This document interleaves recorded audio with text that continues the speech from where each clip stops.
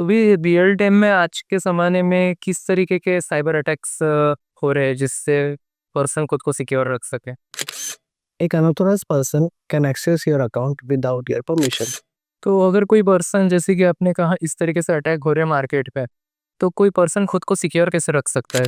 तो वर्ल्ड का सबसे बड़ा लार्जेस्ट अटैक जो है वो है रैंसम। तो ऐसा बिहाइंड द सीन ऐसा क्या चेंजेस हुआ है कि लोग आजकल अवॉइड कर रहे हैं एंटीवायरस यूज़ करना? क्या प्राइवेसी नाम की कोई चीज नहीं है क्या? नया लैपटॉप परचेज़ कर रहे हैं जैसे कि विंडोज़, तो उसमें उसने एंटीवायरस इंस्टॉल करना चाहिए। अगर हमें सिक्योर करना है तो सबसे पहले हमें हमारे ही मोबाइल पे टू फैक्टर ऑथेंटिकेशन ये एक्टिवेट करना चाहिए। आज के हमारे गेस्ट है अमोल रंगारी, जो साइबर सिक्योरिटी एक्सपर्ट है। उनका फोकस है एक interesting angle, medical cyber security, मतलब हॉस्पिटल सिस्टम और पेशेंट रिकॉर्ड को सेफ रखना। इस एपिसोड में अमोल बताएंगे साइबर अटैक के रियल चैलेंजेस और सिंपल सॉल्यूशंस। आगे बढ़ने से पहले बताना चाहूँगा कि this video is sponsored by स्ट्रीन studio.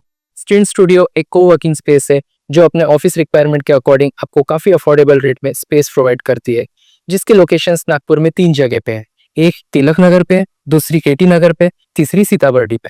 For more details check the description.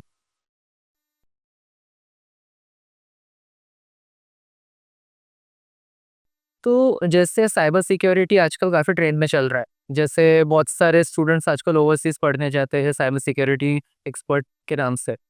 तो एक जो आइडिया जनरल लोगों में पता नहीं उन लोगों को कि साइबर सिक्योरिटी एग्जैक्ट होता क्या है।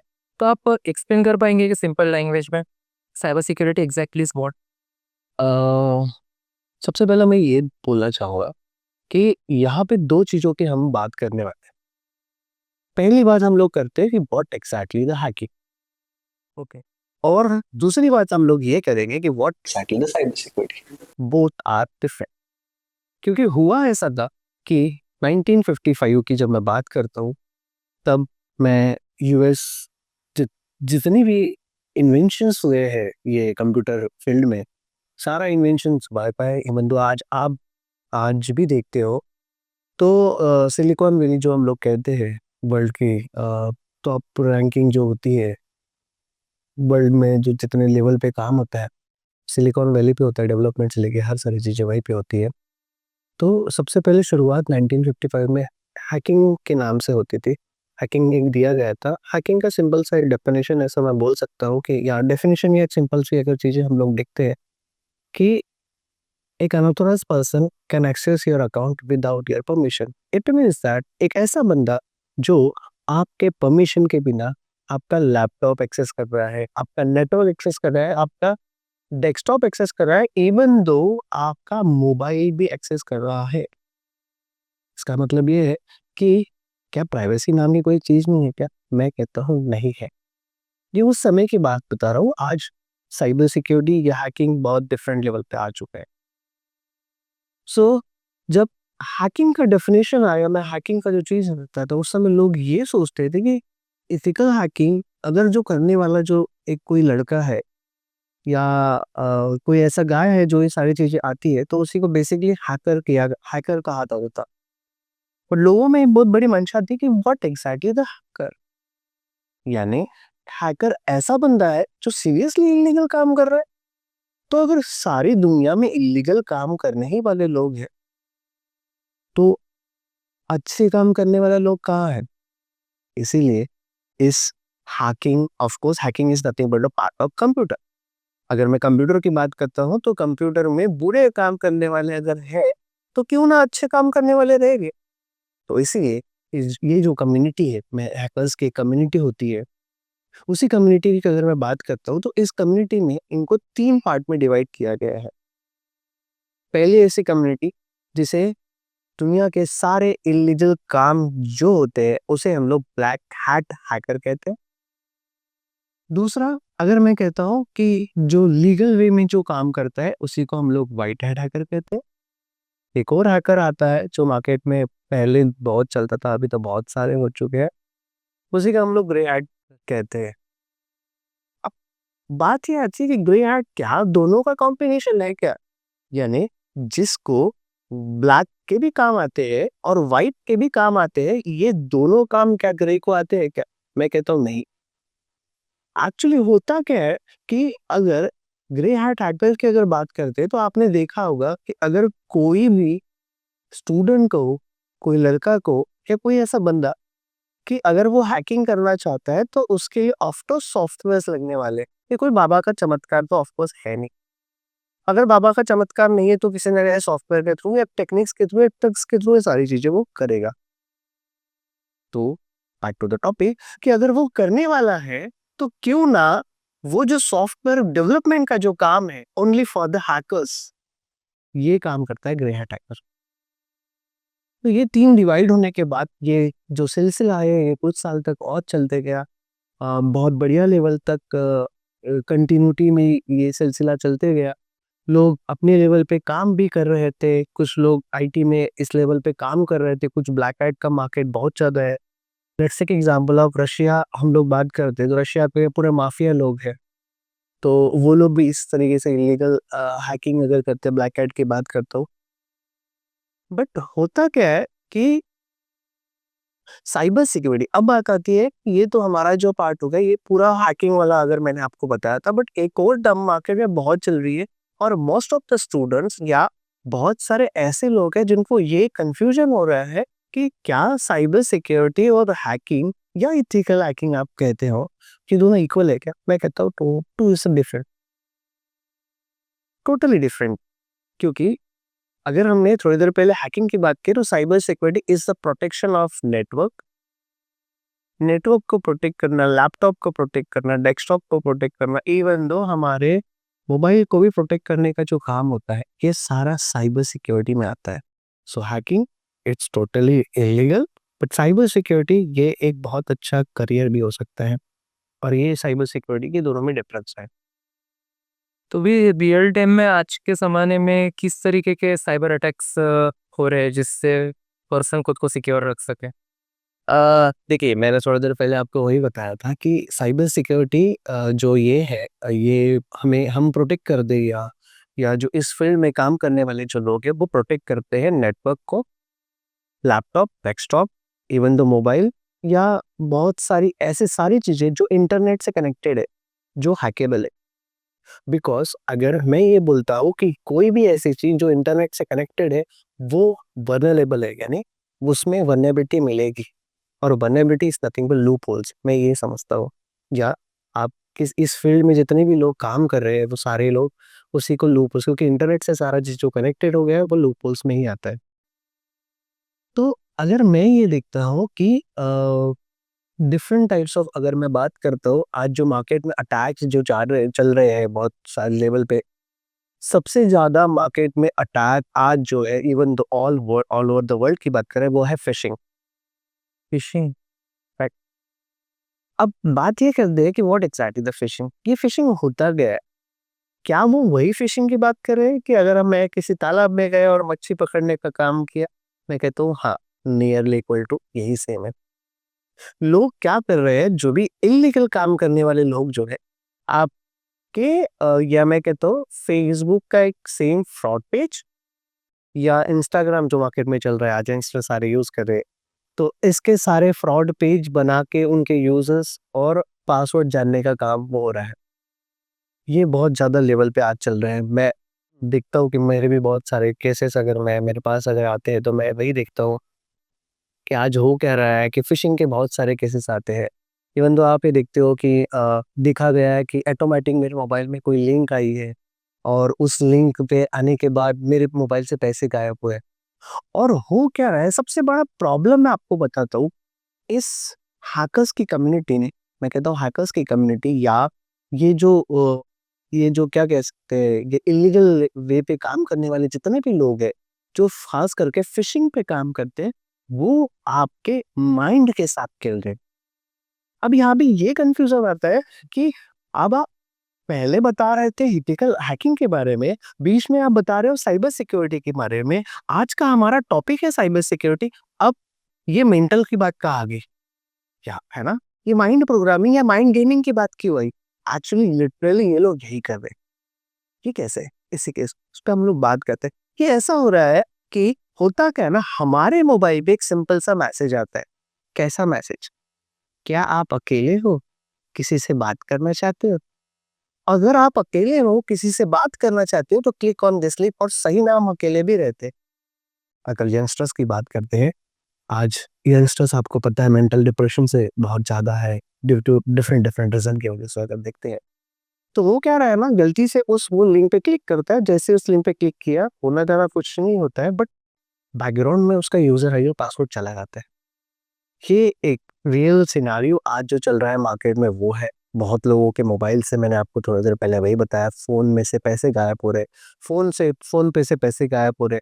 इवन दो क्या कहते हैं कि बहुत सारा डेटा जो भी लीक हो रहा है कॉर्पोरेट लेवल पे, हम लोग बात करेंगे कॉर्पोरेट की किस तरीके से होते हैं, जो कंपनीज़ रहती है उसके लिए में हम लोग बात करेंगे। इस तरीके से भी हो क्या रहा है ना कि डेटा लीक हो रहा है और फिशिंग एक मेजर फैक्टर रहता है। अगर मैं दूसरा अगर बात करूं तो वर्ल्ड का सबसे बड़ा लार्जेस्ट अटैक जो है वो है रैंसमवेयर। नाम में बड़ा रैंसमवेयर क्या रहता है ये चीज एग्जैक्टली। रैंसमवेयर के नाम से ही हम लोग समझे ransomware, ransom it's nothing but a money और वेयर इज अ सॉफ्टवेयर। तो रैंसमवेयर एक ऐसा सॉफ्टवेयर है, अगर वो किसी ने, मैं कहता हूँ कोई भी इलीगल इलीगल काम करने वाला जो है, उसने अगर आपके लैपटॉप में वो लिंक अगर भेज दिया और गलती से हमने वो क्लिक कर लिया तो हमारा सारा डेटा इंक्रिप्टेड हो जाता है। अब सबसे बड़ा डाउट होता है कि what exactly the encryption is, right? So encryption is nothing but एक ऐसी लैंग्वेज जिसके बारे में हमें पता ही नहीं है। लेट्स टेक एग्जांपल, अब मैं आपसे बात कर रहा हूँ हिंदी में, आप बहुत अच्छे से अंडरस्टैंडिंग कर रहे हो। इवन दो अगर मैं इंग्लिश में बात कर रहा हूँ, आप बहुत अच्छे से अंडरस्टैंडिंग करोगे। बट एक ऐसी लैंग्वेज जो मुझे कुछ नहीं पता है, उस मैं उसको पढ़ भी नहीं पाऊंगा, ऐसे फॉर्म में वो डेटा चले जाता है, इंक्रिप्टेड हो जाता है डेटा। या अगर आप उस डेटा को पाना चाहते हो वापस बैक टू पवेलियन, अगर चाहिए वो डेटा, तो उसके लिए आपको रैंसम देना पड़ेगा। अब रैंसम मैंने आपको बताया it's nothing but a money. तो आपके पास एक और क्वेश्चन आ रहा होगा, अगर मुझे ये बताइए, अगर मनी मैं उसको आगे वाले को देता हूँ, किसी भी पर्सन को जो कि इलीगल एक्टिविटी कर रहा है, तो वो तो पकड़ा जाएगा। अगर पकड़ा जाएगा तो क्या ही प्रॉब्लम है? यहाँ एक बहुत बड़ा पॉइंट होता है, यहाँ ये लोग यूज करते हैं बिटकॉइन। बिटकॉइन एग्जैक्टली, रैंसमवेयर में बिटकॉइन, वाह जी। ऐसे इंटरलिंक मैं आपको बताता हूँ, ये इंटरलिंक कैसे है, किस तरीके से हो क्या रहा है ना। हम एक छोटा सा केस डिस्कस करेंगे तो बहुत अच्छे से समझेगा। हम जिस कंट्री में रह रहे हैं, इंडिया, इंडिया में सबसे बड़ा कॉलेज जो है मेडिकल कॉलेज, जिसका नाम है all India institute of medical science Delhi.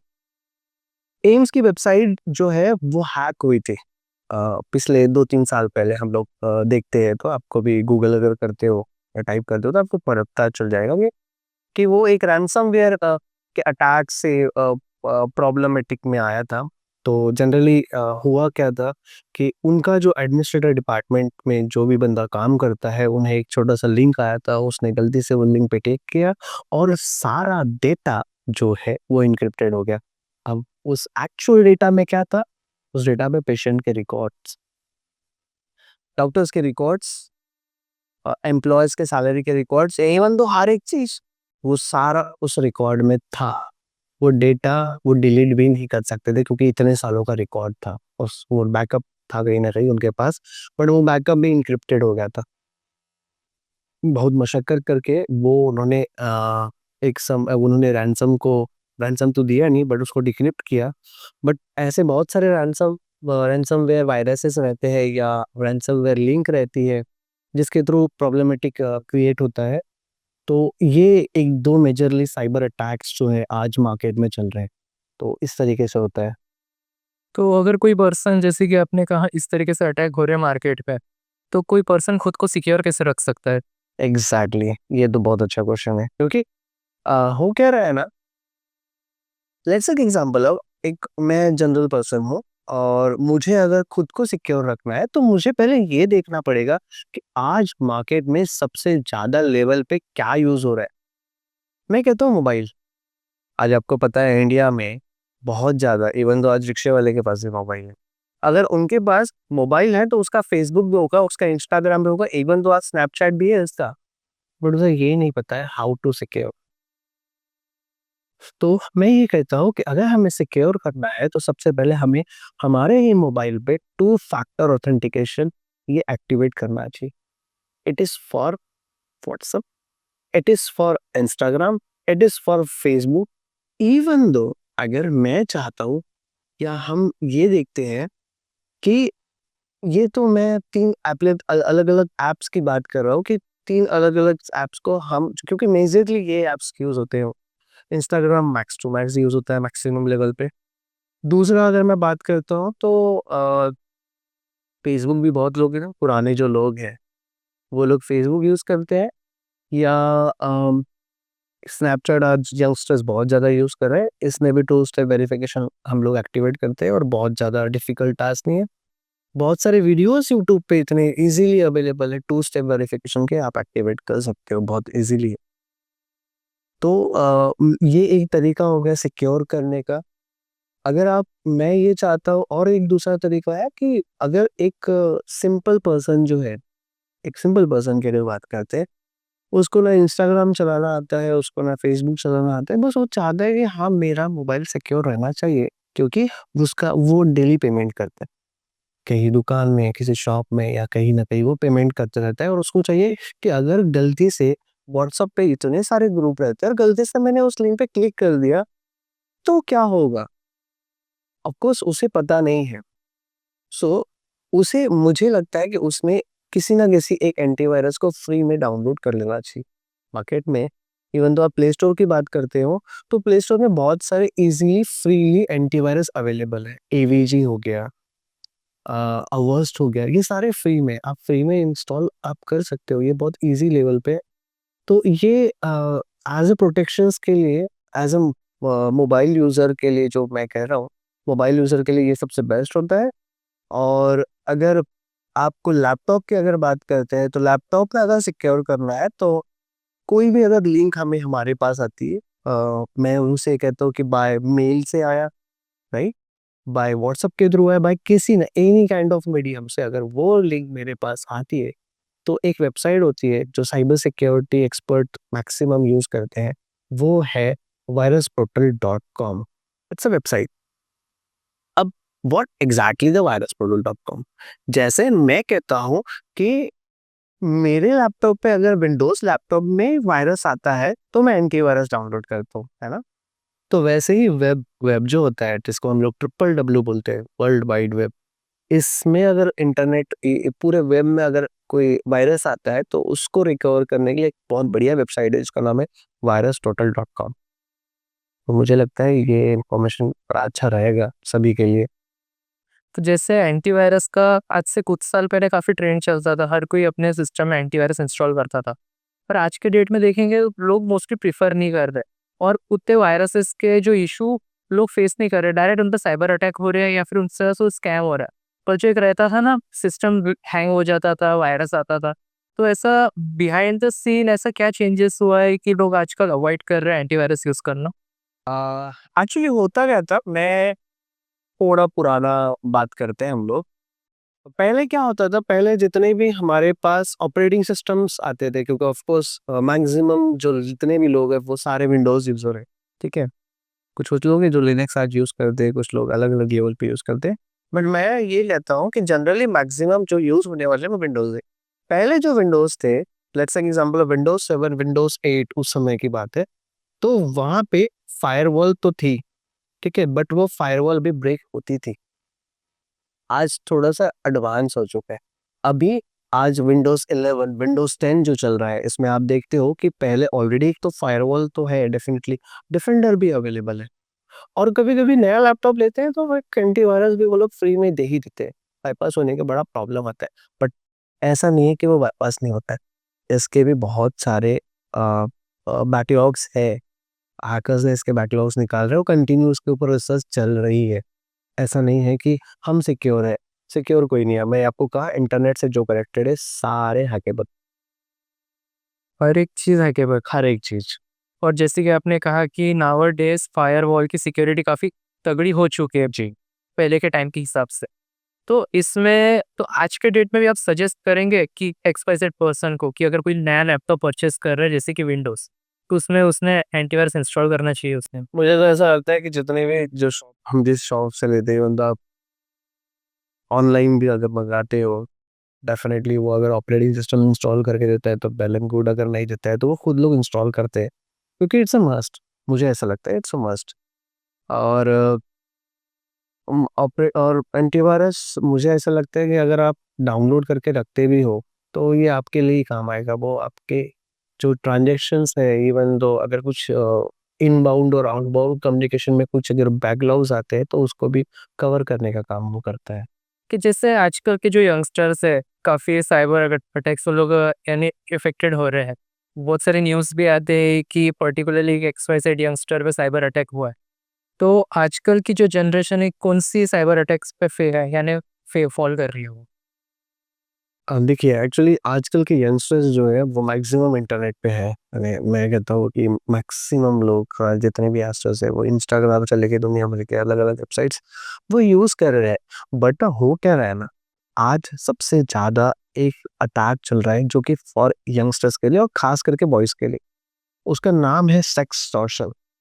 अब आप कहोगे ये कौन सा अटैक है, ये तो नाम से बड़ा अलग लग रहा है। एक्चुअली हो क्या रहा है ना, यंगस्टर्स, मैं कहता हूँ जो यंगस्टर्स होते हैं जनरली वो क्या करते हैं, किसी भी लिंक पे गलती से क्लिक कर लिया, गलती से क्लिक कर लिया तो कोई एक लड़की आती है, आप हेलो हाय बात चलती है। और जैसे ही वो बात चलती है तो वो फिर वो कम्प्लीटली वो लड़का न्यूड हो जाता है और बहुत सारी एक्टिविटी करता है। और वो होता क्या है ना कि वो जो वीडियो है उनका, वो लड़के का और लड़की का, वो तो of course it's AI generated या ये पूरा वीडियो रिकॉर्डिंग रहता है। वो क्या करते हैं उसके फेसबुक के आईडी से डिफरेंट उनके लोगों को भेजना चालू कर देते और ये लड़का डर भी जाता है। फिर ये लोग बोलते हैं कि आप अगर सिक्योर होना चाहते हो तो पे, लाइक से एग्जांपल ऑफ 5000 10,000 लोगों ने पे किया है। ऑफ कोर्स ये आज मार्केट में बहुत ज़्यादा चल रहा है। पिछले कुछ 1 डेढ़ साल में ये बहुत ज़्यादा लेवल पे चल रहा है। कुछ कुछ लोग इससे बहुत ज़्यादा लेवल पे फंस भी रहे हैं। तो ये हो रहा था और थोड़ा आज लिमिटेड कम हो क्योंकि मेरे पास ये ऐसे इस तरीके से केस कम हो रहे हैं इसलिए मुझे पता है। बट इससे बहुत लोगों का नुकसान हुआ था। तो बी सिक्योर, मुझे ऐसा लगता है इस तरह की जो अटैक्स आते हैं मुझे ऐसा लगता है कि बहुत ज़्यादा सिक्योर होना चाहिए। ये एक तरीका हो गया एक्सटॉर्शन का। दूसरा अगर मैं साइबर अटैक बोलता हूँ जो यंगस्टर्स में होते हैं, क्योंकि हम मैक्सिमम लोग यूज़ कर रहे हैं इंस्टाग्राम। हम इंस्टाग्राम पे अगर किसी ने क्या कहते हैं अननोन पर्सन की अगर आईडी हम एक्सेप्ट करते हैं और उसमें लिंक भी भेजा तो वो भी एक प्रॉब्लम है। क्योंकि मैं ऐसा जानता हूँ रिसेंटली 2 महीने पहले मुझे किसी एक लेडी का फोन आया था, वो बाय प्रोफेशन डॉक्टर है। और उन्होंने मुझे कहा था कि मेरा इंस्टाग्राम हैक हुआ। तो मैं कंफ्यूज हो गया कि आप ऐसा क्या कर रहे हो जो आपका इंस्टाग्राम हैक हो रहा है। तो उन्होंने मुझे बताया कि मैं by profession as a doctor और हमारे जो कॉलेज है मेडिकल कॉलेज, वहाँ पे एक इलेक्शन चल रहा था। मेडिकल कॉलेज में कुछ इलेक्शन होते हैं तो उनकी वोटिंग के लिए मैंने वोट के लिए किया। किसी ने फ्रॉड आईडी बना के वोट किया, मैंने वोट कर दिया और बाय बाय वो बैकग्राउंड से मेरा इंस्टाग्राम हैक हुआ। तो ये भी एक तरीका होता है। तो मुझे ऐसा लगता है कि अननोन पर्सन या अननोन वोटिंग या अननोन लिंक पे क्लिक ना करें तो ये बेटर रहेगा। तभी कोई कभी-कभी सिचुएशन आ जाते हैं कि इंसान कन्फ्यूज़ हो जाता है और मैंडेटरी हो जाता है। जैसे कोई काम में फँस गया हो, उसको लग रहा होगा कि नहीं XYZ पर्सन से मुझे ये पर्टिकुलर डॉक्यूमेंट चाहिए, शायद उसका अननोन नंबर से भेज दिया होगा। और कभी-कभी होता भी है, हमारे पास सामने वाले का नंबर सेव नहीं रहता या फिर डिटेल सेव नहीं रहती है, तो हमको डेटा भेज देते हैं। तो उस टाइम पे कुछ स्टार्टिंग में सिम्पटम्स होते हैं या फिर कोई सिग्नल्स रहते हैं जिससे हम क्लिक करने के बावजूद भी अब हमारे पास टाइम रहे कि हम बैकआउट कर सकते हैं करके। नहीं देखिए, मैंने आपको थोड़ी देर पहले वही बताया था। लेट्स टेक एग्जांपल ऑफ मेरा अगर मोबाइल एंड्रॉइड है, सो एंड्रॉइड में अगर किसी ने मुझे एपीके फाइल भेजा या कोई पीडीएफ फाइल है ये या पीपीटी फाइल या एनी काइंड ऑफ फाइल, अगर वो आती है और मैं उस पे क्लिक किया, क्लिक करने के बाद डाउनलोड हुआ, डाउनलोड हो गया, ओपन होता है। डाउनलोड इज टू डिफरेंट और उसको ओपन करना इज टू डिफरेंट। अगर मैंने डाउनलोड करने का ओपन किया तो वायरस इन्फेक्टेड होगा ही होगा, डेफिनेटली होगा।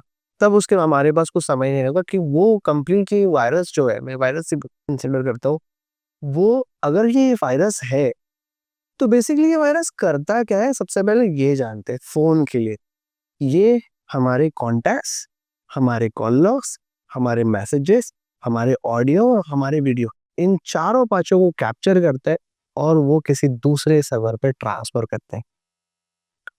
अब सबसे बड़ा डाउट आता है कि अगर ये डेटा ट्रांसफर हो रहा है तो ये डेटा का क्या करते होगे?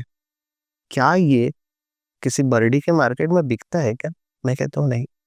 डेटा अलग लेवल पे बिकता है, जिसे हम लोग कहते हैं डार्क वेब। ये एक अलग ही दुनिया है, इलीगल वे की एक बहुत बड़ी दुनिया है। ये डेटा अलग अलग लेवल पे ये डेटा बिकता है। और आज मैं कहता हूँ जितने भी फोटोज अपलोड होती है, मैंने आपको कहा वायरस के थ्रू अगर मोबाइल हैक हुआ तो वो जो पिक्चर्स है उन लोगों का गलत गलत लेवल पे यूज होता है। जैसे आपने कुछ दिन पहले आपने देखा होगा डिप फेक करके एक टर्म आई थी। रश्मिका मंदाना का जो एक एक्टर है साउथ की, उसका फोटो इलीगल वे से यूज किया गया था किसी पर्सन के लिए और वो एक गलत साइन था। तो आज इस लेवल, आज तो एआई डिफरेंट हो गया, हम उस टॉपिक पे नहीं जाएंगे। बट साइबर सिक्योरिटी या ये इस तरीके से जो होता है ना, ये बहुत इलीगल वे में हो रहा है। तो मुझे लगता है हमें सिक्योर वे से सारी चीज करना चाहिए। जैसे कि आपने अभी थोड़ी देर पहले कहा कि जो डार्क वेब होता है, यहाँ पर लोगों का डेटा होता है वो सोल्ड होता है, और वहाँ पे एक इलीगल साइट है, इलीगल वर्क होता है डार्क वेब पे।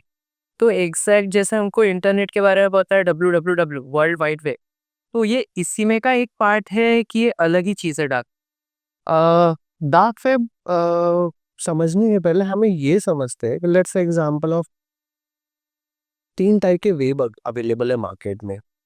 पहला वेब एक होता है, सबसे ऊपर वाला जो होता है वो होता है सरफेस वेब। अब सरफेस वेब क्या होता है, ये हम सभी लोग यूज कर रहे हैं। अब सरफेस वेब में क्या आएगा, पहले उस पे बात करते हैं। सरफेस वेब पे आपका इंस्टाग्राम, आपका ट्विटर, आपका फेसबुक, जितनी भी सारे सोशल नेटवर्किंग या इवन तो जनरल जो हम लोग यूज कर रहे हैं, like take example of Google also, ये सारा सरफेस वेब में आता है, राइट। बट ये सरफेस वेब से मैंने आपको थोड़ी देर पहले बताया था कि ये डेटा डेटा किसी ना किसी माध्यम से वो डेटा जाता है डार्क वेब में। So what exactly the dark dark web एक ऐसी चीज होती है जहां पे पूरे वर्ल्ड के इलीगल काम चलते हैं। अब व्हाट एग्जैक्टली द इलीगल काम, यानी आप तो मर्डर करने की बात कर रहे हो क्या? मैं कहता हूँ नहीं। यहाँ पे बहुत इलीगल काम, just an example of arms and animation. ये जो बड़े बड़े लेवल पे जो आर्म्स एंड एनिमेशन गोला बारूद जो सप्लाई होता है बड़े लेवल का, ये सबसे पहले उसका जो ट्रांजेक्शन होता है ये डार्क वेब के थ्रू होता है। दूसरा, अगर मैं कहता हूँ कि ड्रग्स जो वर्ल्ड लेवल पे, इवन तो 2020 में आपको बताता हूँ, 2020 में सबसे ज्यादा अगर ड्रग सप्लाई हुआ है, ऑफकोर्स कोविड हमको पता था, कोविड में सबसे ज्यादा फर्स्ट ड्रग सप्लाई हुआ है वो डार्क वेब के थ्रू ही हुआ है, वहां से ट्रांजेक्शन्स होते थे। या तीसरा सबसे बुरा ये है चाइल्ड पोर्नोग्राफी, जो वर्ल्ड में लोग अलग अलग लेवल पे उसका क्या कहते हैं, हम लोग वॉच करते हैं या उसको शूट करते हैं। तो ये सारा जो मैक्सिमम बड़े लेवल का जो काम है इलीगल, ये सारा डार्क वेब में होता है। और सबसे लास्ट बट नॉट लीस्ट, उसमें एक रेड रूम करके एक रहता है, उसमें लाइव किसी आदमी को मारा जाता है, बोली लगती है कि मुझे इसकी आंख चाहिए, क्या आप निकाल के दोगे? तो वो सारा चलता है ये डार्क वेब में। अब सबसे बड़ा क्वेश्चन ये आता है कि इतने सारे 4 चीजें आपने अगर बताए हैं, तो क्या पैसे नहीं है? अगर पैसे हैं, सब हो रहा है, तो क्यों नहीं ये लोग पकड़े जाते? मैं फिर कह रहा हूँ, ये लोग यूज करते हैं bitcoin. Let's take example of, मैं एग्जांपल की बात करूँ, मैं इलीगल बंदा नहीं हूँ। अगर मैं एग्जांपल बोल रहा हूँ कि मुझे ड्रग्स चाहिए, ड्रग्स नहीं लेता हूँ बट मैं जनरल एग्जांपल दे रहा हूँ, या आर्म्स एंड एनिमेशन की बात करता हूँ। मैं आर्म्स एंड एनिमेशन मुझे चाहिए किसी अलग अलग पर्पस के लिए, तो मुझे आर्म्स एंड एनिमेशन के लिए मुझे सबसे पहले उन डार्क वेब के लोगों से कांटेक्ट करना पड़ेगा। अगर डार्क वेब से कांटेक्ट किया तो मुझे ट्रांजैक्शंस करना पड़ेगा, और ये सारा ट्रांजैक्शंस रहता है बिटकॉइन में, क्योंकि बिटकॉइन एक ऐसी चीज है जिसमें सारा काम डिसेंट्रलाइज होता है। हम सबसे बड़ा डाउट आता है कि व्हाट एग्जैक्टली इज डिसेंट्रलाइज। तो डिसेंट्रलाइज है तो सेंट्रलाइज क्या है? लेट्स टेक एग्जांपल ऑफ, अगर आपका अकाउंट एक्सिस बैंक में, और अगर एक्सिस बैंक में आपने आज यहाँ घर जाने के पहले या आपने सुबह से लेस से 1000 रुपए भी खर्च करेंगे तो आरबीआई को पता चल रहा है कि आपने 1000 रुपए खर्च किए। बट बिटकॉइन में या बिटकॉइन के ट्रांजैक्शंस में ऐसा होता ही नहीं। ये डिसेंट्रलाइज होता है, किसी को पता ही नहीं रहता है कि कहाँ से किसका ट्रांजैक्शंस हो रहा है और क्या कुछ है, किसी को पता ही नहीं चल रहा है। इसीलिए ये बहुत ज़्यादा इलीगल वे पे चलता है, लोग अलग-अलग लेवल पे यूज़ करते हैं। मैं कहता हूँ कि इसको यूज़ करने के लिए, अगर सर्फिंग के लिए लोग तो यूज़ कर रहे हैं, इल्लीगल वे पे तो हम लोग बात नहीं करते। इसके लिए एक ब्राउज़र आता है जिसका नाम है tor ब्राउज़र, जो मार्केट में ईज़िली अवेलेबल है। यूज़ कर सकते हैं, as for the learning purpose की बात अगर मैं करता हूँ तो लोग यूज़ कर सकते हैं। बट मैं ये चाहता हूँ कि क्यों हम लोग ये यूज़ करें? क्यों ना इसी सारी चीज़ों को, जैसा हम लोगों ने थोड़ी देर पहले सारी चीज़ों का ये देखें, क्यों ना एक एज़ अ यंगस्टर इसको करियर पॉइंट ऑफ व्यू क्यों नहीं लेना चाहता है? आपको क्या लगता है? लेना तो चाहिए, क्योंकि जैसे कि मार्केट में अटैक हो रहा है, एक पर्सन ने अवेयरनेस रहना चाहिए उस बारे में, करियर बनाना चाहिए। तो इसके बारे में आप आइडिया दे सकते हैं कि किसी को अगर करियर बनाना चाहिए तो कैसे बनाएँगे? राइट। एक्चुअली सबसे पहले अब ये as per the career point of view, जो साइबर सिक्योरिटी का करियर पॉइंट ऑफ व्यू, ये बहुत अच्छा है। तो उसके लिए हम लोग सिनेरियो लेते हैं। सिनेरियो बेस अगर बात करते हैं तो मैं सबसे पहला था 2020। 2020 का पहला सिनेरियो लेता है एज़ अ कॉर्पोरेट एम्प्लॉयी। एक कॉर्पोरेट में एमएनसी, जिसको हम मल्टीनेशनल कंपनी बनते हैं, उस कंपनी के एम्प्लॉय की बात करता हूँ तो वो बढ़िया लैपटॉप जो घर से निकलता था। Let's say example of Pune की बात करते हैं। पुणे में अगर किसी कंपनी में काम कर रहा है XYZ, वो घर से निकलता है, ऑफिस जाता है, सब बढ़िया वो काम हो रहा था। और जब कंपनी के एटमॉस्फेयर में रहती है तो वहाँ पे फायरवॉल और बहुत सारी चीज़ें अवेलेबल है वहाँ पे, जो कि उसके एक्चुअली कॉर्पोरेट के लैपटॉप को एक्सेस ना करे। डेटा भी लीक नहीं होना चाहिए, उसके लिए भी DLP करके एक फंडा रहता है, डेटा लीकेज प्रिवेंशन। फायरवॉल आती है, एक्सटर्नल फायरवॉल भी वो लोग इंस्टॉल करते हैं, जिसको हम लोग फोर्टिनेट की फायरवॉल कहते हैं, जो नेक्स्ट जनरेशन फायरवॉल रहती है। ये भी बहुत अच्छी चीज़ है, राइट? ये यहाँ तक बहुत अच्छा सिनेरियो चल रहा था। मैं इंडिया की बात कर रहा हूँ, मैं बाहर कंट्री की बात नहीं कर रहा हूँ। बट इंडिया में साइबर सिक्योरिटी का मार्केट ये बहुत ज़्यादा बूम हुआ 2020 में। वाई? क्योंकि 2020 को आया कोविड। कोविड में मैक्सिमम लोग थे घर पे, है ना? सभी लोग घर पे थे और घर से अलग-अलग लेवल का काम करे, जो भी कॉर्पोरेट एम्प्लॉयी थे, इवन दो पुणे, बैंगलोर, चेन्नई, हैदराबाद, जहाँ पे भी बंदा वो काम करता था, वो अपने घर पे आ गया। सो और अटैक्स बढ़ना चालू, क्योंकि मैंने आपको बताया जितने ज़्यादा इंटरनेट रहेगा, वो इंटरनेट जहाँ जाए, वो उसमें वल्नरेबिलिटी होने की चांसेस हो सकते हैं हर लेवल पे। तो इन लोगों ने क्या किया, बहुत पहले ही हो चुका था 16-18 में, साइबर सिक्योरिटी में अगेन एक टीम डिवाइड हुआ है। 3 अलग-अलग लेवल की टीम रहती है। पहली टीम होती है ब्लू टीम, दूसरी टीम होती है रेड टीम और तीसरी टीम होती है पर्पल टीम। एक-एक करके हम लोग ये समझते हैं कि what exactly the blue team, red team and purple team. मैं अगर बात करता हूँ कि रेड टीम का काम क्या है, तो red team is nothing but attacker. Attacker का जैसा माइंडसेट रहता है, बहुत लोगों का आपने देखा होगा, बहुत सारा अटैकर का माइंडसेट रहता है। तो ये लोग हायर किए जाते हैं कॉर्पोरेट में। अब यहाँ पे एक डाउट आता है कि कॉर्पोरेट, या मैं कहता हूँ जिसको मल्टीनेशनल कंपनी, ये क्यों अटैकर को हायर करेगी? एग्जाम्पल देता हूँ, एक कोई वेबसाइट की बात करते हैं, किसी भी वेबसाइट की। अ, किसी एक कंपनी ले लेते हैं, let's take example of Infosys. अगर मैं इन्फोसिस की बात करता हूँ, Infosys it's big company, it's a multinational company. But अगर मल्टीनेशनल कंपनी की वेबसाइट पे ही अटैक हो गया तो उनके जितने भी क्लाइंट्स हैं वो उनको बिजनेस नहीं देंगे, राइट? तो क्यों ना कॉर्पोरेट क्या करती है, जितनी भी एमएनसीज कंपनी है वो ये देखती है कि क्यों ना ऐसे बंदे को हम लोग हायर करें जो खुद एक अटैकर हो और हमारी परमिशन से वो हमारी वेबसाइट को हैक करे। अगर हैकेबल हो रही है तो उसको रिकवर करने का भी काम करे, राइट? ये बहुत अच्छी चीज है, इसी को हम लोग रेड टीम में कवर करते हैं। दूसरा, आज से मुझे लगता है 2019, 20 या 21, आई डोंट नो, मुझे एग्जैक्टली पता नहीं है, पर हमारे भारत के प्रधानमंत्री जी, जिनका नाम नरेंद्र मोदी जी है, उन्होंने चाइना के ऐप्स को बैन किया था। वाह? क्योंकि आप देखते हो चाइना की ऐप्स जैसे ही इंस्टॉल होती थी, आज तो चलो बहुत कम लेवल, नहीं के बराबर है। जैसे let's say example we chat करके एक एप्लीकेशन थी, मैंने अगर वी चैट इंस्टॉल किया, यूज तो कर रहा हूँ, बट मेरा सारा data, let's say example of contacts, call log, messages, audio, video, images, सारा उनके सर्वर पे जाता है, चाइना पे। और चाइना मेरे पहचान का तो है ही नहीं। ऑफ कोर्स वो जो डेटा यूज करने वाला है मेरा, वो इलीगल वे पे कहीं ना कहीं यूज करेगा। ये सारी चीजें पता चली थी हमारे डिपार्टमेंट, जो रॉ इंटेलिजेंस डिपार्टमेंट में, उसकी अगर मैं बात करता हूँ, उन्हें पता चल गया था। तो उन्होंने हर एक एप्स का एक रिवर्स इंजीनियरिंग ट्राई किया। अब what exactly the reverse engineering, अगर मैं वी चैट की अगर बात करता हूँ, तो वी चैट की एप्लीकेशन को ब्रेक करके उसके अंदर भी कोडिंग के अंदर ये चेक कर रहे थे कि सही में ये डेटा उधर जा रहा है क्या। बट बायलक ये सीरियसली जा रहा था। ये डेटा चाइना के सर्वर पे जा रहा था, और मैक्सिमम पे जितने भी एप्लीकेशंस थे जो चाइना से रिलेटेड है, सारी एप्लीकेशन को बैक किया गया था। आपने देखा होगा, न्यूज़ भी आई थी। इस तरीके से ये ये इस लेवल पे चीज़ें हो रही थी। तो वैसे ही अगर मैं एमएनसीज़ की बात करता हूँ, बड़ी-बड़ी कंपनीज़, उनके भी एंड्रॉयड ऐप, आईओएस ऐप रहते हैं। तो उस एप्लीकेशंस में भी अगर प्रॉब्लमैटिक आता है या उससे भी हैक होता है उनका सर्वर, तो उसको सिक्योर करने के लिए ये लोग रेड टीम के जितने भी एम्प्लॉयज़ है या इस तरीके के जो लोग होते हैं, जो अटैकर माइंडसेट आता है, उनको हायर करते हैं। ये हमारा जो पार्ट हुआ साइबर सिक्योरिटी में, पहला पार्ट हुआ जिसको हम लोग रेड टीम कहते हैं।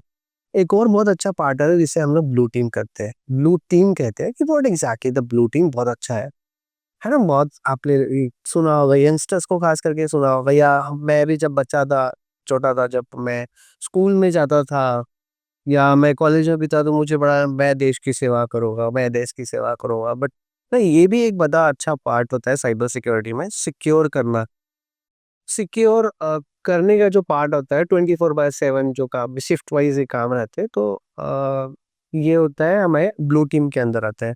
इनका पूरा जो काम रहता है वो defensive part of the cyber security, यानी डिफेंस का जितना भी पार्ट है, कंपनी लेवल की बात कर रहा हूँ मैं, तो उनका जो पार्ट है वो defensive part of the cyber security संभालता है। लेट्स टेक एग्जांपल ऑफ उसी ब्लू टीम के अंदर एक और टीम आती है जिसे हम लोग कहते हैं सॉक, यानी सिक्योरिटी ऑपरेशन सेंटर। यानी जितने भी गाय रहते हैं, बंदे जो काम करते हैं, वो 24/7 काम करेंगे, शिफ्ट में काम करेंगे। अगर कुछ प्रॉब्लम्स आती है, let's take example of phishing, ransomware, ये दुनिया भर की कोई भी अटैक आते हैं, तो उनको सिक्योर करने का जो काम है, ये सॉक वाले बंदे करते हैं। सिक्योर में मतलब अलर्ट जनरेट होता है, वो सिक्योर करते हैं। उसी के अंदर मैं अगर बात करता हूँ अगर ब्लू टीम की, तो लेट्स टेक एग्जांपल ऑफ, मैं किसी कंपनी की बात करता हूँ, उस कंपनी में मालवेयर आ गया किसी न किसी के थ्रू। मैं कहता हूँ एक ऐसे टीम से आया जो क्या कहते हैं, मार्केटिंग टीम में काम कर रहा है, उसको कुछ पता ही नहीं है कि किस लिंक पे क्लिक किया जाए, नहीं किया जाए। तो उसने गलती से उस लिंक पे क्लिक कर लिया, और वो जो पर्टिकुलर ये मैं कहता हूँ वायरस है, मालवेयर जिसको कहते हैं, वायरस इसमें इतना बड़ा मालूम है।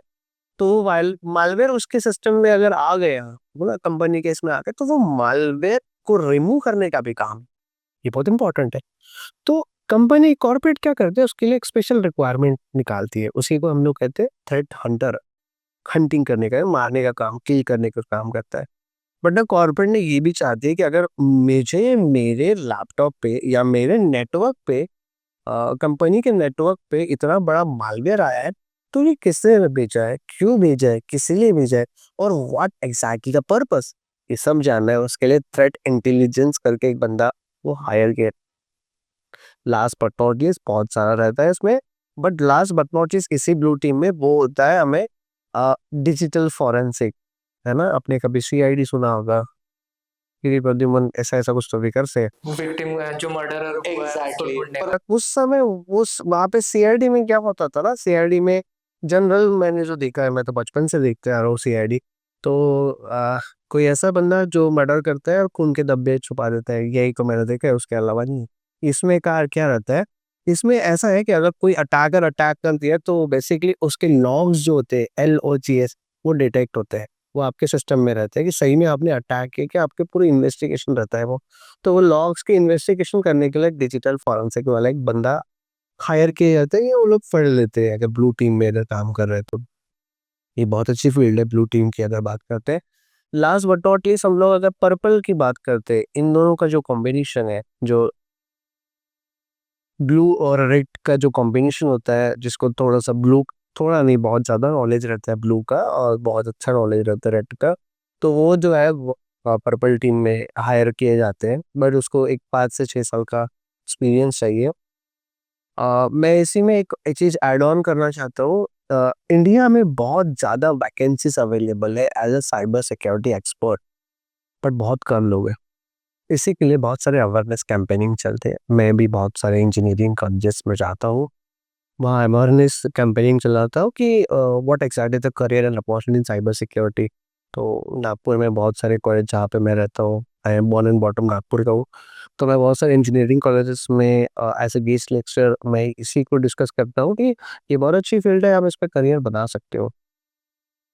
तो जैसे इस पे करियर बनाने के लिए कोई पर्टिकुलर रिक्वायरमेंट रहती है कि जैसे फॉर एग्जांपल अगर कोई मास्टर्स करना चाहता है साइबर सिक्योरिटी पे, बट उसका जो बैकग्राउंड रहेगा इररिलेवेंट रहेगा, जैसे मैकेनिकल हो गया या फिर सिविल डिपार्टमेंट का हो गया, तो ये बंदे परस्यू कर सकते हैं साइबर सिक्योरिटी में? यस, मैं कहता हूँ यस। वाई? उसके पीछे ये है, क्योंकि वो कह रहा है ना, पहले ऐसा मंशा थी, पहले लोगों के दिमाग में ये था कि एक कंप्यूटर जिसको आता है या जो कंप्यूटर ब्रांच से हो या बीसीए वाला जो लड़का है वो ही साइबर सिक्योरिटी पढ़ सकता है, बट ऐसा कुछ नहीं है। साइबर सिक्योरिटी के लिए आपको बेसिक थोड़ा बहुत कंप्यूटर का नॉलेज चाहिए, राइट? उसके बाद नेटवर्किंग का थोड़ा नॉलेज चाहिए, नेटवर्क किस तरीके से काम करता है, ऑपरेटिंग सिस्टम किस तरीके से काम करता है, थोड़ा बहुत तो पाइथन आना ही चाहिए। ये अगर सारी चीज़ अगर आपको आती है थोड़े थोड़े लेवल पे, ऑफ कोर्स स्टार्टिंग तो कहीं न कहीं से करना पड़ेगा, तो आप इस फील्ड में जंप बेसिकली कर सकते हो। आज तो इतने सारे प्लेटफ़ॉर्म हैं जो फ्री में साइबर सिक्योरिटी का एजुकेशन दे रहे हैं। इवन तो मैं डेली कहीं न कहीं किसी न किसी वेबसाइट से पढ़ते रहता हूँ, आर्टिकल्स लिखता हूँ मैं, या मेरे आर्टिकल्स भी बहुत जगह पब्लिश होते हैं। तो मैं क्या करता हूँ ना, एक वेबसाइट है जिसका नाम है tryhackme.com। ये एक फ्री वेबसाइट होती है जिसमें हम फ्री में साइबर सिक्योरिटी लर्न करना चाहते हैं और लर्न कर सकते हैं। बहुत सारे स्टूडेंट्स भी यहाँ से लर्न करते हैं, तो और बहुत सारे वीडियोस तो इंटरनेट पे अवेलेबल है, तो मुझे लगता है सबसे बेस्ट ऑफ द बेस्ट है वो tryhackme.com। जैसे कि आप फ्यूचर क्या है साइबर सिक्योरिटी का इंडिया में, आप बता सकते हैं? मैं इंडिया की बात से पहले पहले हम लोग वर्ल्ड लेवल की बात करते हैं, ठीक है, फिर इंडिया में आते हैं, ठीक है, क्योंकि मैं आपको स्टार्टिंग में जब बताया था कि जितना भी मार्केट है वो यूएस से इधर आता है, सिलिकॉन वैली से जितना भी मार्केट है उधर से भी इधर आता है, तो मैं पहले उसके ऊपर बात करते हैं कि future of the cyber security. आज तो मैंने आपको तीन चीजों में डिवाइड किया, बट हो क्या रहा है ना, साइबर सिक्योरिटी अब, पहले हमें ये लगता था कि only for the computer computer computer, ये क्या कंप्यूटर लेवल तक सीमित है? क्वेश्चन ये आता है कि अगर कॉर्पोरेट वाले, यानी मैं कहता हूँ जितनी भी बड़ी बड़ी कंपनीज है, आईटी इंडस्ट्री जिसको हम लोग बोलते हैं ना, आईटी में इंफोसिस, कैपजेमिनी, एसेंचर, कॉग्निजेंट, बड़ी बड़ी जितनी भी कंपनी होती है, इसी कंपनी के लिए क्या साइबर सिक्योरिटी हायर किए जाते हैं? वो पहले का सिनारियो था, अब सिनारियो चेंज हो गया। अब सिनारियो क्या चेंज हुआ? पहले आपने देखा होगा, पावर ग्रिड शायद आपको पता होगा, इलेक्ट्रिसिटी जहाँ पे जनरेट होता है, तो इलेक्ट्रिसिटी जनरेट होती है और वो कौन से स्टेशन पे कितना पावर देना है वो सारा पहले इजीली लेवल पे होता है। आज सारा कंप्यूटराइज हो गया, है ना, ये सारा कंप्यूटराइज हो गया। अगर मैंने फिर बता रहा हूँ, अगर ये कंप्यूटर है, इंटरनेट से है, तो वो अवेलेबल है। इसीलिए एक नया टर्म आया है, दैट इज कॉल्ड ओटी, यानी ऑपरेशनल टेक्नोलॉजी। जितनी भी इंडस्ट्रीज होती है, पावर ग्रिड की इंडस्ट्री, मैं कहता हूँ जितने भी, जैसे लेट्स से एग्जांपल, आपको कोको कोला की कंपनी है, इंडस्ट्रियल सेक्टर में जितना भी है, इंडस्ट्रियल सेक्टर में साइबर सिक्योरिटी के लिए एक नई ब्रांच चालू हो गई साइबर सिक्योरिटी में, उसे हम लोग कहते हैं ओटी, ऑपरेशन टेक्नोलॉजी। और ये एवरग्रीन है। ये तो बहुत ये बहुत अच्छे हैं, जिन जो जो स्टूडेंट इलेक्ट्रिकल बैकग्राउंड के, इलेक्ट्रॉनिक्स बैकग्राउंड के, इवन तो मैकेनिकल बैकग्राउंड के, वो भी इसको कर सकते हैं, है ना? आपका बहुत अच्छा क्वेश्चन था कि मैकेनिकल वाले नहीं कर सकते, ये कर सकते हैं। ओटी बहुत अच्छी चीज है। यहाँ तक तो सीमित नहीं था साइबर सिक्योरिटी, यहाँ तक सीमित नहीं हुआ। मैंने आपको तीनों पार्ट में बताया, लो रेट तीन, इंडस्ट्रियल सेक्टर भी आ गया। एक और नया आया है आज मार्केट में, जैसा हमने स्टार्टिंग में ही देखा था कि एम्स हैक हुआ था, all India institute of medical science. तो मार्केट में सबसे ज्यादा अटैक्स आज जो हो रहे हैं बहुत ज्यादा लेवल पे, वो मेडिकल इंडस्ट्री में हो रहा है। हमको कुछ पता ही नहीं, क्योंकि डॉक्टर्स हमेशा किस पे फोकस करके, पेशेंट के ऊपर करते हैं, बट उनका डेटा जो है, इलेक्ट्रॉनिक्स डेटा, पहला जो था, पहले आपको नहीं देखा होगा, बुक पे सारा रिकॉर्ड होता था, सारा डेटा आज जो है वो इलेक्ट्रॉनिक लेवल पे है। तो इलेक्ट्रॉनिक जो डेटा है उसको किस तरीके से सिक्योर किया जाए, उसी के लिए ही एक नया टर्म आया है और अपोज़ी मार्केट में बहुत चल रहा है फॉरेन लेवल पे। इंडिया में भी टाइम है थोड़ा आने को, पर आ जाएगा। उसी को कहते हैं medical cyber security. Medical cyber security इतना बढ़िया है कि जितने भी इलेक्ट्रॉनिक्स रिकॉर्ड्स होते हैं उसको सिक्योर करने के लिए डिफरेंट डिफरेंट पॉलिसीज जो होती है साइबर सिक्योरिटी रिलेटेड, वो कैसे इम्प्लीमेंटेशन करना हमारे सिस्टम पे, मेडिकल के डिवाइसेस पे। मैं ये बोलता हूँ कि पहले जो इलेक्ट्रॉनिक डिवाइसेस होते थे, मेडिकल डिवाइसेस, आपने वो चेक किया होगा, बीपी और शुगर चेक करने के लिए वो वो आता है ना, ये भी हैकेबल है। इवन दो हमारे आईओटी डिवाइसेस में बोलता हूँ, नई ना वॉच आई थी मार्केट में, कुछ डिजिटल वॉच आई थी, आपने देखा होगा। डिजिटल वॉच भी हैक हो रही है, वो डेफिनेटली उसी को बोलते हैं आईओटी हैकिंग। ये मार्केट में बहुत चल रहा है और आज भी हो रहा है। वैसे मेडिकल जितने पे डिवाइसेस है वो भी हैक हो रहे हैं और हमें पता ही नहीं चल रहा है कि, क्योंकि doctors only focus on the patient, उनको उतना ही काम है कि पेशेंट के ऊपर, डेफिनेटली वो तो उतना ही करेंगे। बट सीरियसली क्या डेटा लीक हो रहा है, क्या रैंसमवेयर के अटैक हो रहे हैं, क्या ये जितने भी डिवाइसेस है जो जो इंटरनेट से कनेक्टेड है, जो कि मेडिकल इंडस्ट्री में, वो सारे हैकेबल हैं। तो उनकी साइबर सिक्योरिटी किस तरीके से किया जाए, और पहले कितने सारे ये अटैक्स हो चुके हैं, उसी के लिए रिसेंटली मैंने एक रिसर्च किया है। मेरा एक्चुअली मैंने क्या किया था, मेरे दिमाग में आया था कि क्या ये इंडस्ट्री भी लैग कर रही है साइबर सिक्योरिटी से। मैंने कहा चलो इस पे कुछ किया जाए। तो मैंने सबसे पहले इसका एक आर्टिकल लिखा। मैं एक्चुअली मीडियम.com करके वेबसाइट होती है, जैसे पब्लिकेशंस होते हैं, बहुत सारे आर्टिकल्स लिखे जाते हैं। तो मैंने ये आर्टिकल लिखा था मेडिकल साइबर सिक्योरिटी के ऊपर। जैसे मैंने आर्टिकल पब्लिश किया और बहुत सारे जो पब्लिकेशन है उनके पास दिया, तो उनको बड़ा अच्छा लगा, तो ये टॉपिक बड़ा इंटरेस्टिंग लगा। तो मैंने सोचा क्यों ना मैं और मेरे एक स्टूडेंट है, उन्होंने साथ में मिलके एक बुक लॉन्च किया है जिसका नाम ही है मेडिकल साइबर सिक्योरिटी। इसका सब हेडिंग है medical cyber security, cyber war in inside in our hospital, इस तरीके से है। तो वो भी एक रिसर्चर है, वो रिसेंटली वहाँ पे यूनिवर्सिटी ऑफ सिडनी में मास्टर्स कर रही है। तो इस तरीके से वो चल रहा है और मैंने बहुत अच्छे लेवल पे अपना जो एक 100% देना था, मैंने इस बुक के माध्यम से दिखाया। प्लीज़ आप पढ़िए अगर आपको बिल्कुल सजेशन मिलने तो। तो जैसे आपने भी कहा कि आपने एक आर्टिकल लिखा था और जिसके थ्रू आपने एक बुक पब्लिश की है जो कि मेडिकल साइबर सिक्योरिटी। अभी एक नॉर्मल पर्सन सोच भी नहीं सकता, जैसे आपने भी थोड़ी देर पहले कहा कि एम्स का सर्वर हैक हुआ था। बट अपार्ट फ्रॉम दैट ऐसा क्या चीज़ से आपको इंस्पिरेशन मिला कि आपने ये टॉपिक पे बुक लिखा है? देखिए एक्चुअली ना मेडिकल जो इंडस्ट्री है, मेरी मम्मी जो मेडिकल डिपार्टमेंट में काम करती है, पहले म्यून हॉस्पिटल में थी, उसके बाद मेडिकल में ट्रांसफ़र हुआ।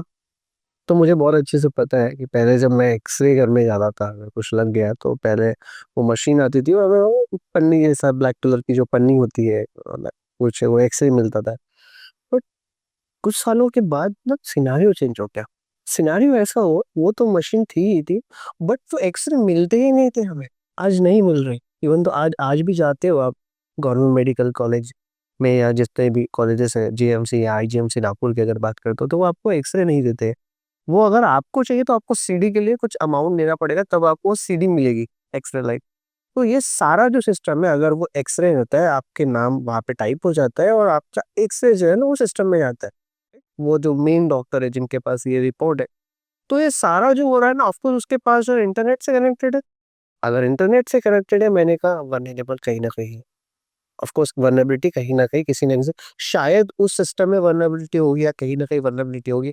तो मुझे ये लगा क्यों ना, क्योंकि मैं इस फील्ड में बहुत सालों से काम कर रहा हूँ, तो मुझे ऐसा लगा कि ये इंटरनेट से कनेक्टेड है, तो ये प्रॉब्लमेटिक हो सकता है, हैकेबल हो सकता है।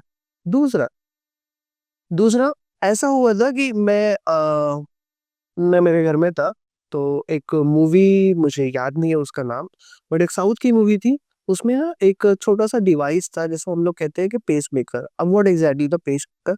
पेसमेकर एक मेडिकल डिवाइस है जिसमें हार्ट प्रॉपर्ली अगर पंप ना करे आपका, तो उसको पंप करने के लिए वो एक डिवाइस लगाया जाता है। इट्स आर्टिफिशियल बोल सकते हैं आप। सो वो आर्टिफिशियल जो ये क्या कह सकते हैं, पेसमेकर पे भी जो डिवाइसेस होता है, वो भी हैक होता है।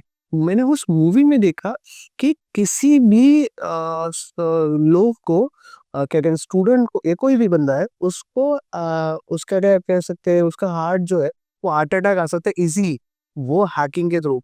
इवन दो एक और ना सीरीज आई थी शायद, उस सीरीज का नाम मैं मुझे नेटफ्लिक्स नेटफ्लिक्स पे तो नहीं था, बट एक बहुत अच्छी सीरीज आई थी हैकिंग रिलेटेड, इंडिया पे थे सीरीज है। तो इसमें डिजिटल फॉरेंसिक्स में सीरीज का नाम भूल गया है, उसमें एक पार्ट में दिखाया गया था कि किस तरीके से उस हैकर ने using the pacemaker in hacking devices से, या हैकिंग जितने भी प्रॉब्लमेटिक होते हैं उससे, वो पेस मेकर वो हैक किया था।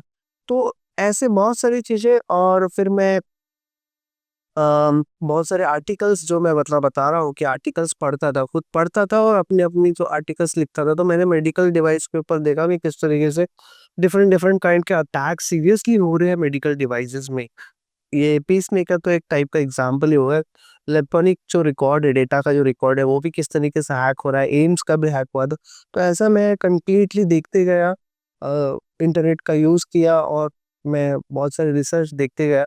तो मैंने सोचा क्यों ना इतनी सारी जब पढ़ लिया है, इतना दिमाग में भर लिया, तो ना इस सारी चीज़ों को एक बुक में हम लोग सब बुक एक किया जाए, एक वो पब्लिश की जाए, जिसमें ये what exactly is medical cyber security, और ये करियर भी किस तरीके से हो सकते हैं, पुराने केसेस किस तरीके से, और डिफरेंट टाइप का पॉलिसीज जो रहती है जो इन साइबर सिक्योरिटी रिलेटेड, वो मेडिकल डिवाइस में किस तरीके से पॉलिसी इम्प्लीमेंट कर सकते हैं। मैं पॉलिसी की अगर बात करता हूँ तो ना, तो अगर आप वेस्टर्न कंट्री की बात करते हो, let's example of USA, UK और ऑस्ट्रेलिया वगैरह, वहाँ पे एक पॉलिसी चलती है जिसका नाम है हिप्पा, HIPAA। ये एक पॉलिसी चलती है कि मेडिकल की जो इंडस्ट्री है उनका रिकॉर्ड कैसे सिक्योर किया जाए। हमारे यहाँ वो रिकॉर्ड सिक्योर करने का अभी तक आने का है। तो क्यों ना उस वो जो पॉलिसी और उनकी सारी चीज़ों के बारे में अगर हमें डिटेल में जाना चाहिए, तो मैंने सबका एक अलग-अलग आर्टिकल्स यानी मैं पढ़ते गया और उसको एक सारांश में लिखते गया, और एक छोटा-सा बुक हमारा पब्लिश किया हो। तो अगर आप, मुझे ऐसा लगता है कि जितने भी डॉक्टर्स हैं, जो रनिंग डॉक्टर्स हैं और जो चाहते हैं कि मेडिकल इंडस्ट्री में अपना, मेडिकल साइबर सिक्योरिटी में अपना करियर बनाना चाहते हैं, तो ये ऑफ कोर्स ये बुक मुझे लगता है कि आप लोगों ने पढ़ना चाहिए, ये फर्स्ट है इसके लिए। सो गाइज, जैसे कि आज का हमने पूरा सेशन सुना है, तो हमारे जो गेस्ट है अमोल, उन्होंने पूरा बताया कि साइबर सिक्योरिटी किस तरीके से इंसान को अफेक्ट करता है।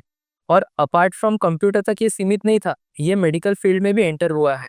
तो नज़र रखते हुए उन्होंने एक बुक लिखी थी, यानी लिखी है मेडिकल साइबर सिक्योरिटी। तो ये मस्ट वॉच बुक है, मतलब आप रीड कर सकते हैं इस बुक को। यानी अपकमिंग जो डॉक्टर्स है, जो बडिंग इंजीनियर्स है, जो अपना करियर साइबर सिक्योरिटी पे बनाना चाहते हैं, तो काफ़ी इंटरेस्टिंग बुक है। तो मैं रिकमेंड करूँगा हर किसी ने ये बुक पढ़ना चाहिए। So thanks to Within podcast team and entire team to invite me here. And literally मुझे ऐसा लगता है कि ये फील्ड बहुत ज़्यादा इम्पोर्टेंट है हर किसी के लिए। ये किसी एक पर्सन के लिए नहीं है, एक पूरा करियर से रिलेटेड हर एक चीज़ है। तो इसका ना नॉलेज स्प्रेड करने का जो पार्ट आपने लिया है बहुत अच्छा है, thank you so much for that. और दर्शकों को मैं ये बोलना चाहती हूँ कि इस वीडियो को जितनी ज़्यादा आप लोग शेयर कर सकते हो शेयर करो, और इसको सब्सक्राइब करो। Thank you so much guys, thank you.